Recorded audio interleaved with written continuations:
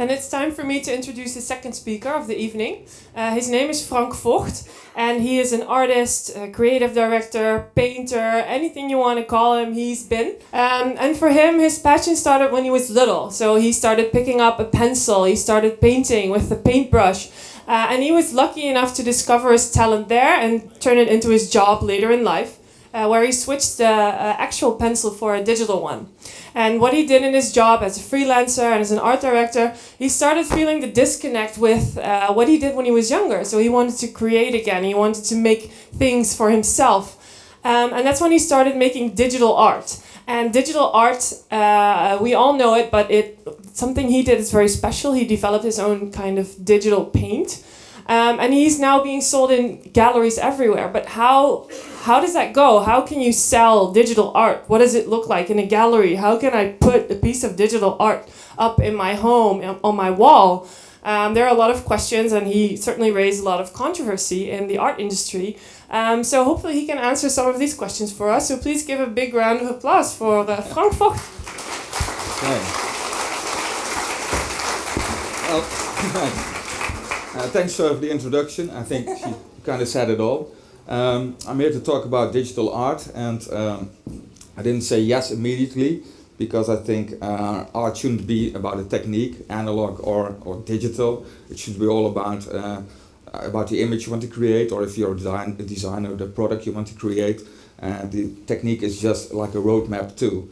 But I said yes, I think, because I've been used to defending this digital technique, and which was really strange for me. I was surprised by it actually, because while I was making these digital images, there was debate going on by others. It's really personal images. Can it be really personal if it is digital? Because digital implies it's not handmade, there is no passion in it, there's no blood, sweat and tears. Anybody can access the same tools, so in the end everything will look the same. And this was very much the stigma of the digital art that I was making. But to me this was actually very surprising, because I think in the end the digital tool gave me my signature. And I didn't choose the technique overnight, because maybe I'm a little bit older than you. I actually started painting the analog way by using a big piece of canvas and going to work with paint, your water, and do it the traditional way. But I'm also very spoiled by the digital techniques I've been using for 30 years as a graphic designer and as an art director. So when I got to the actual paint, I found that the entire process was way too slow for me. I couldn't get used to it, because actual paint means you have to wait. Paint needs time to dry, so you put on a layer, you need to wait, you're waiting and you're waiting, put on another layer, you're waiting again, you put a hair dryer on it to speed it up, put on another layer, and so on and so on. Go to the store when you run out of paint. The entire process was really frustrating, and I thought, why is Bob Ross so relaxed and am I so frustrated, because there's absolutely no speed in this thing. So I thought, well, maybe, I'm not embarrassed to say, maybe I'm going to use Photoshop to speed things up. So maybe get the colors right, because digital technique, it takes a second to change a color, but in actual paint it takes an entire day to change a painting. So I think perhaps Mondrian would have loved to have graphic design tools just to speed the process up. So back to the Photoshop, and I began to mix this random photo what was on my desktop. I kind of blended them with the paint shape I found, and I thought, okay, I'm going to use this for composition and use the paint spot for mixing my colors and getting it right, and then go back to the actual painting. But what I saw happening was kind of a technique which was in between paint and photography, and I thought maybe I'm onto something, because I really started to like it. But I was still very much using it the traditional way, like any other graphic designer would, or as a photographer would, by stacking up layers on layers on layers, and just layouting a bit around. So to me this wasn't really new, it wasn't rocket science, and I thought, well, but I was kind of on something. So I thought, what can I do to really turn it more into a personal signature? And maybe you should start the video. So Maybe I should tell a bit about the theme first, because I was kind of curious what art I would make if I was inspired. Oh, there's no video. Oh, that's good. Well, this is it, actually. So, I took this, the image is going to, I hope you're going to see them someday. Well, I took this virtual tour through my parents' house, so I imagined I was like, I don't know, a 10-year-old or a 5-year-old, and what would be the actual art I saw for the first time, and what could I recall or recollect from the way they looked, and what were they actually, because I knew we had a replica of Rembrandt in the hall and a replica of Rubens.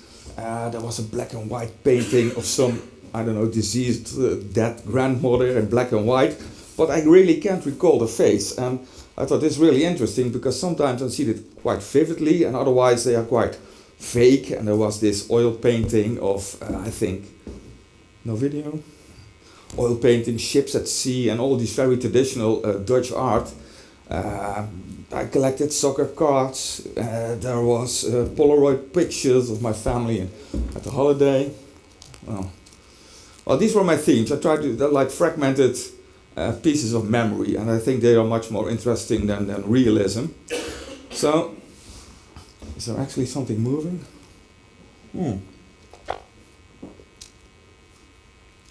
I've never seen them this size, so I'm a bit distracted. But I thought, how can I create a signature with these things? Because I'm still using it traditionally. It was actually Rembrandt that gave me the idea, because I read that I think he used only 12 colors in his entire life, while like software, everybody could access oil paint, but using only 12 colors gave him kind of like a signature, a trademark. So I thought I need my own paint. I needed somehow put my own signature in these images. So what I did, I kind of took black paint and I made like an emotional ink by creating aggressive paint, and mellow paint with soft, moody, transparent, complex. And it had these six emotions, and I thought, okay, maybe I could blend them in with the software. And to be honest, I was kind of curious if it would work actually. And the first time I tried it, I thought my system crashed, because I opened this photo which I thought I liked, and I smeared some, just like any painter, I made some moves over the image, and actually there wasn't anything happening. I thought, this is a waste of time. So I tried it again and again and again, and nothing happened. So I thought, okay, abandon ship and start doing something else. But after I think maybe 20 seconds, I saw these pixels moving around on the screen, and like, well, I thought, hey, what's this? So they actually began to drip. They began to drip down, and I thought, oh, wow, I just made photography a liquid or something. Then this actually gave me back the feeling of painting, because I always liked the way you can't really control paint. It's like Pollock can't control where the ink is going. And this actually gave me back the idea of not having endless undos, and like every other software you can rearrange all the time, completely set it by hand. But there was actually an element of surprise, because I really can't control how the way this thing is going. So this was for me kind of, well, okay, I thought it was onto something. And I was making a few of these images, and then someone very close to me said, what are you going to do with these images, because they don't really exist?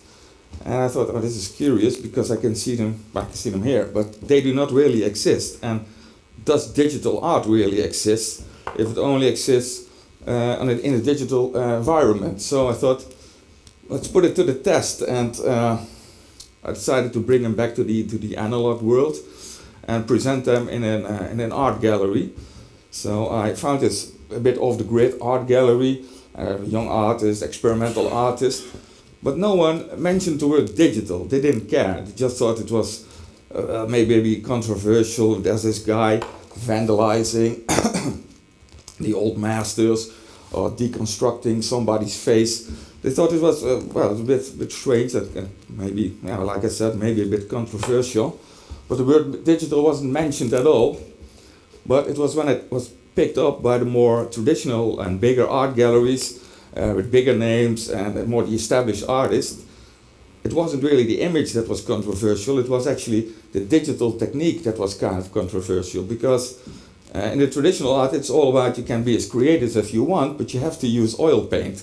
And you can be a great sculptor, but please use bronze and don't use a 3D printer, because it isn't there yet. And I think this is really, really odd, because I think in art, even more than design, it should all be about embracing new techniques. But I didn't really experience it in the art world, to be honest. And not by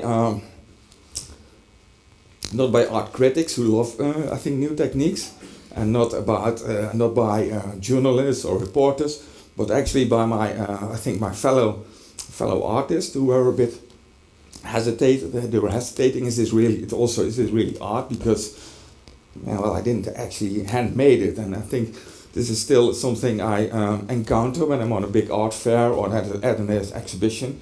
This is still very much an issue. And I think this is really odd, because in a few weeks' time it will be Glow, and everybody will be staring at these digital projections, and we'll all be gazing at and gaping at them, and everybody feels great, and they love them. But why is it still be called, at least this art, why is digital art still like a special species? And I think when you look around, all the chairs you're sitting on, they were, I think, one day designed using software, all our film, all our music, photography. I think everything is digital, but why do we still actually call it digital art still? So maybe, and it's a good question, should we just call it, well, I don't know, just Wednesday this day? I tried to make up for the speed that Dan had. I said, yeah, I still have 10 minutes and I'm through. So, who said what? Let's come up. Please do.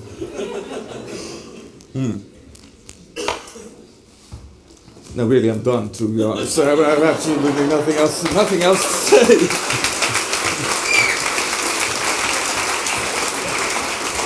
Saying since good. Thank you. Well, at least you gave us back some time that we lost. What I said. So it's very nice on this regular Wednesday. Yes, regular Wednesday. So does anyone have a question for Frank? Thank God. It can be a digital question. Yeah.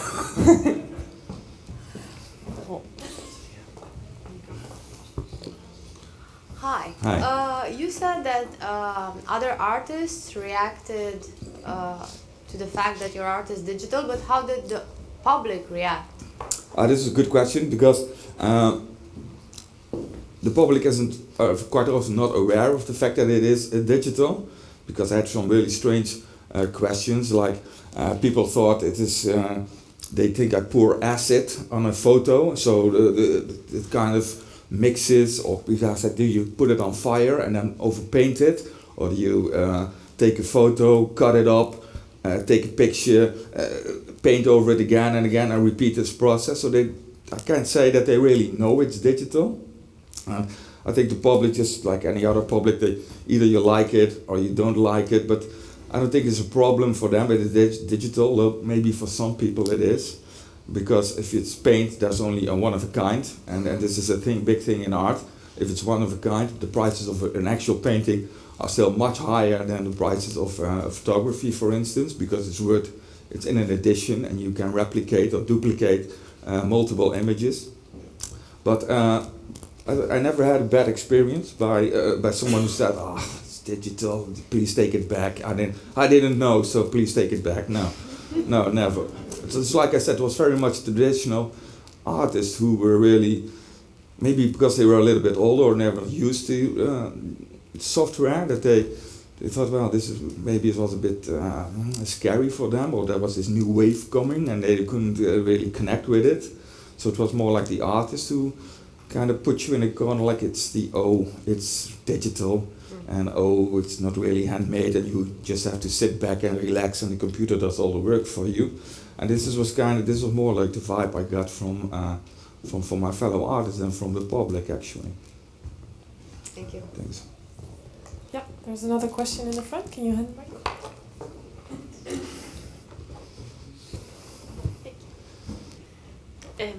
I was wondering, like the art institutions in which you have made exhibitions, were you printing your images or were you showing them on? Yeah, this is a good one because. Did everybody hear the question? Yeah, okay, I got the box. She asked if in the art exhibitions where he sells his art, if he actually physically hands out or hangs up his art, or if it's projected on a screen or on somewhere else. Yeah, this is a good question, and maybe because I speeded up my my presentation, because I'm nervous. When I'm nervous, I talk a lot and I talk too fast. But I was wondering when I said that someone said they don't really exist because they were just really there in a digital world of a digital setting, and this is, I think, is very much. It's an interesting question because should you take digital art out of its digital environment, and does it really exist in the real world if it's only on a screen? Because, well, I see them now in a big. So I could also, and I said it earlier during our lunch, I could never really create them physically, but if I just would have projection, I could have 20 paintings moving in 20 seconds and have 20 artworks. So it could be an evolving step, but for me it was also, I was quite curious because there is this still this process of the images you see are very much RGB, the colors are very bright, so it also was quite of a challenge to really recreate these colors in the actual physical world. But maybe in the end, or maybe in 10 years time, or 5 years time, 2 years times, I don't know, maybe it shouldn't really even be physical at all. It should be just printed or projected. And like I said in the beginning, to me it's not about the technique, but it's very much about the image that you're trying to create. So in the end, if it's projected or presented as a photo, to me doesn't really make a difference. But will I do it in the future? I don't know. If there are no more questions, yes, the one in the back. You can throw the box; it won't break. Yeah, my question is, how do you deal with the question of the original then? Like, the original, is it still important, or is it just you say, oh, I don't care, I just replicate how much I want, and or how you make then the art worth something? Because I think it's really the question less about how it's made for me, than that everyone thinks just like, it's not the original. Yes, of course. Yes, this is a really big question, and that's why I maybe thought about some controversy, because I literally steal other people's original art, and can it really be done? And well, in short, the answer is yes, I can, and I will. So, and I have absolutely no problem with it, because I sometimes even joked about the fact that I call the original Dutch masters, I sometimes call them glorified portrait painters or portrait photographers, because if you Google, for instance, a female portrait by Dutch master, you get really 300 exactly identical pictures, all women sitting facing right in the same kind of dress, in the same kind of posture, all done by the same kind of with the same kind of colors. So I think they were just very much like photography, but I think there is an ethical line you can't really cross, and I think I don't think I would ever cross, not ever use a painting by let's say Van Gogh, because I think he made personal work and it wasn't commissioned, and I think it's his and it should be his. But a lot of these old portraits, they were just commissioned work by people who had a sack of money. Here, can you please paint my wife in her beautiful dress? And to me, it's not personal. I think it's just well, the early stages of photography. So I don't have absolutely any problem in reshaping them or violating them in any way and shape or form. No. I actually interpreted the question in a different manner. Sorry, I'm not mate, sure I if couldn't that really was. listen That's it. okay. But I think the question was, if I interpreted correctly, because it is art that can be reproduced, do you sell your works multiple times, Oh, or did is you it say still? that? Because Is I that heard was that something the question? completely different. No, like for me, it's kind of something in between. I think because yeah. it's it is like for me this. You talked a lot about the process and that the process made a lot of people angry. The digital, but like for me, this main question of all art pieces until now and the digitally like this change it is that there is no original. And that's a problem for you? And that's no the question, if this is a problem for you, or how do you deal with it? Because you can sell it multiple times, for example, or how to make people pay for it if they like think, you can sell the piece like behind their back 50 times again. Something stuff like this, because this is just questioning the original. Okay, but when you make it a digital painting, there is no original. The first one you print out is exactly the same as the next one. So that in that way there is no original. But if you sell your work through an art gallery, when they say there are only three, there are only three. But if you think, well, okay, I'm gonna do 50, but the price is gonna drop. And I remember actually going to this art gallery where they had a great piece of art which I actually liked, and I recognized it because it was digitally made. The price was a bit out of my range, to be honest, but there was only one. And to prove that there was only one, if you bought the painting, you got a CD with the original file. And this is a bulletproof system, and so I think it's kind of bogus. I have a big piece of art at my house. It's huge, to be honest, and it says number 48 out of 50. And if it said 1 out of 1, I couldn't pay for it. It would be too much, to be honest. So the editions, it doesn't. You have to be aware that it doesn't become a poster.